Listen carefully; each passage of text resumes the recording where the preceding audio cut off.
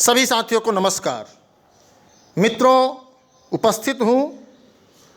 हालांकि आपके मन में सवाल आएगा कि युवा मंच टीम केवल वीडियो बनाने में मस्त है, आंदोलन नहीं हो रहे हैं, इसके खिलाफ बोला नहीं जा रहा है, इसके खिलाफ लड़ाई नहीं लड़ी जा रही है, इसके खिलाफ कोई उचित कार्रवाई नहीं हो रही है। मित्रों, आप लोगों को बता दूं कि अगर टीजीटी पीजीटी की मैं बात करूं, शिक्षक भर्ती की अगर मैं बात करूं, तो स्पष्ट रूप से इस बात को कहने में तनिक भी मुझे गुरेज नहीं है कि उत्तर प्रदेश के जो नौजवान हैं, जिनकी संख्या अगर टीजीटी पीजीटी में देखी जाए तो 13 लाख 14 लाख है, तो ऐसे में कैसे इस बात को स्वीकार किया जा सकता है कि सिर्फ अनिल सिंह नहीं कुछ कर रहे हैं। भाई, आपका भी कुछ दायित्व है, आपका भी कुछ कर्तव्य है।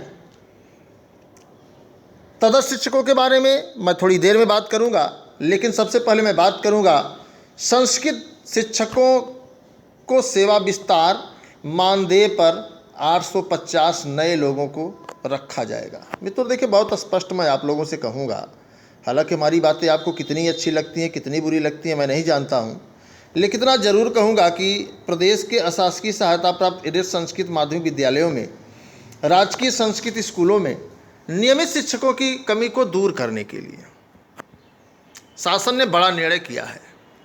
और निर्णय यह है, मैं आपको थोड़ा सा स्क्रीन पर दिखाऊंगा, चूँकि कुछ लोगों को सीना फाड़ के भी दिखाओ तो भरोसा नहीं होता। तो अब 850 नए लोगों की भर्ती होगी।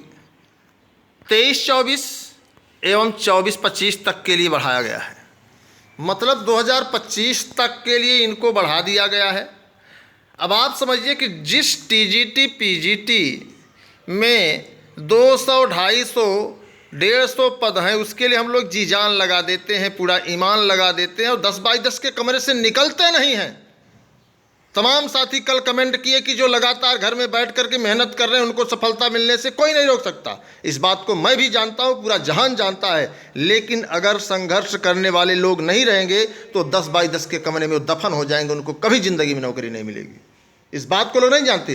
दुनिया इतनी स्वार्थी हो गई, इस बात को सुन करके बड़ा कष्ट होता है कि आप इस तरीके का कमेंट करते हैं और कोई सोचे कि मैं कमेंट नहीं पढ़ना चाहता हूं, अगर मेरे खिलाफ लिखे हैं तो मैं सीधे सीधे उनसे कहना चाहता हूं कि मैं सबका कमेंट देखता हूं, सबका कमेंट पढ़ता हूं।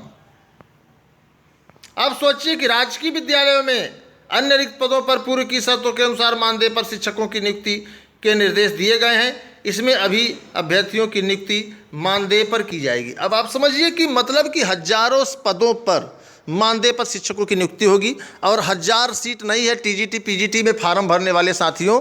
थोड़ा सा गौर फरमाइए, आप गंभीरता से विचार करिए कि 4163 पदों में जहां आप हंस की तरह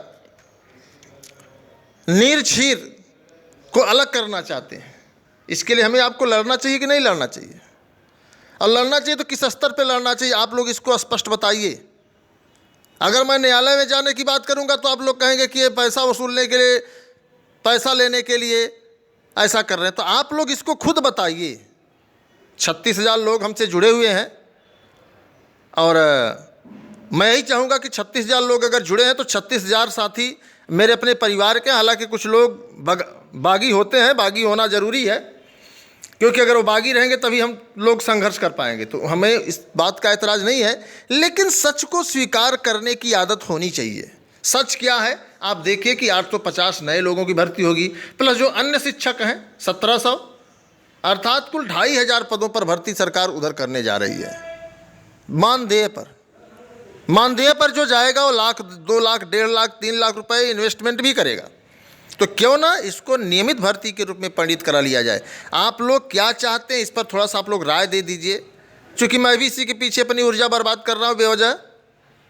तमाम साथियों को बुरा भी लगता होगा कि मेरा प्रबंधक जी से सेटिंग है, हमारे मौसा विद्यालय के प्रबंधक हैं, हमारे फूफा जी विद्यालय के प्रबंधक, हमारा काम हो जाएगा। अनिल सिंह बेवजह टंग लड़ा रहा है, जैसे भी हो रहा है कम से कम हो तो रहा है।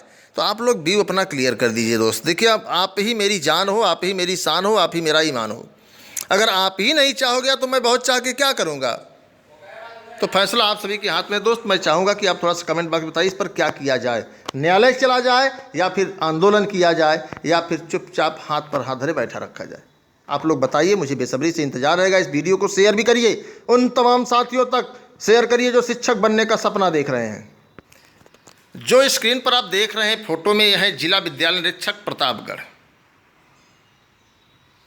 हुआ क्या कि माध्यमिक विद्यालयों में 23 वर्षों से अधिक समय से अपनी सेवा दे रहे तदर्थ शिक्षकों को पिछले वर्ष जुलाई माह से वेतन न देना DIOs को भारी पड़ गया है। बात समझिए आप, बड़ी कूटनीति, बड़ी तदर्थ शिक्षकों को 11 माह से नहीं दिया गया वेतन। इसको देख लीजिए आप लोग। प्रतापगढ़ के अगर आप हैं तो आप पता भी लगा लीजिए, क्योंकि फर्जी खबरें हो सकती हैं लेकिन युवा मंच उसको नहीं दिखाता।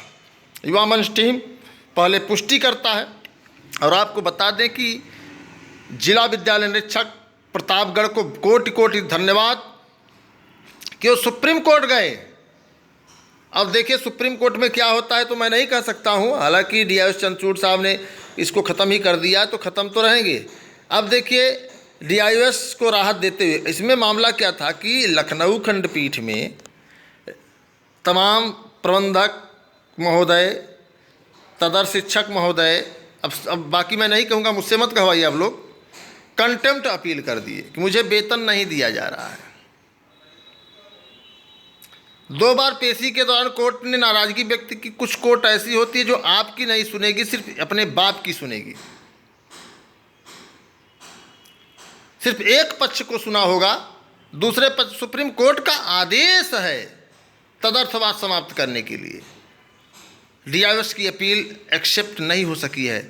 अब सोचिए, जबकि हाई कोर्ट ने DIOs को सख्त आदेश दिया था कि पहले शिक्षकों का वेतन भुगतान कर दीजिए फिर अपनी बात रखिए। अब आप समझिए कि पहले वेतन दीजिए फिर कुछ कहिए। और ये अब बड़ा दुर्भाग्य है, मैं नहीं कहना चाहता हूँ सोशल मीडिया पर कि धन्य हो न्याय व्यवस्था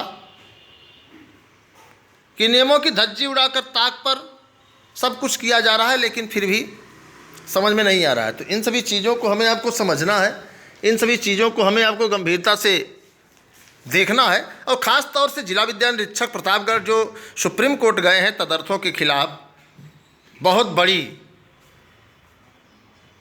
हिम्मत जुटाई है।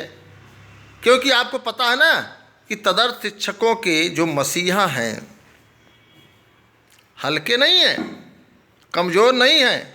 ब्रिजभूषण शरण सिंह का नाम आप जानते होंगे, राजा भैया का नाम आप जानते होंगे, मुनेश्वर दत्त उपाध्याय को आप जानते होंगे, प्रतापगढ़ के हैं। प्रमोद तिवारी को आप जानते, तो लोग पूरा लूट लिए हैं सिस्टम को। भले ही जनता के प्रतिनिधि, और जनता भी इसी तरीके के प्रतिनिधियों का स्वागत करती है, इसी तरीके के प्रतिनिधियों का जो है सम्मान करती, इन्हीं के पीछे दौड़ती भी है। ये जनता के प्रतिनिधि हैं। हमें आपको इसको समझने की ज़रूरत है। अगर हम आप इसको नहीं समझ सकते हैं तो निश्चित तौर पर हमारे आपके साथ विश्वासघात होगा। और मैं चाहूँगा कि आप लोग कमेंट बॉक्स में बताइए कि क्या किया जाए, कि बस यूँ ही हाथ पर हाथ धरे बैठा रहा जाए, या फिर एक बिगुल फूंका जाए, और बिगुल कब फूंका जाए, या फिर जो है न्यायालय का रुख बनाया जाए। आप लोग इस पर जो है निर्णय लीजिए, क्योंकि मेरे अकेले निर्णय लेने से कुछ नहीं होगा। हाँ, कुछ लोगों को एतराज़ होगा मेरे हर एक कदम से, तो उस कदम को आप भी उठा सकते हो, मैं पूरा स्वागत करूँगा। धन्यवाद।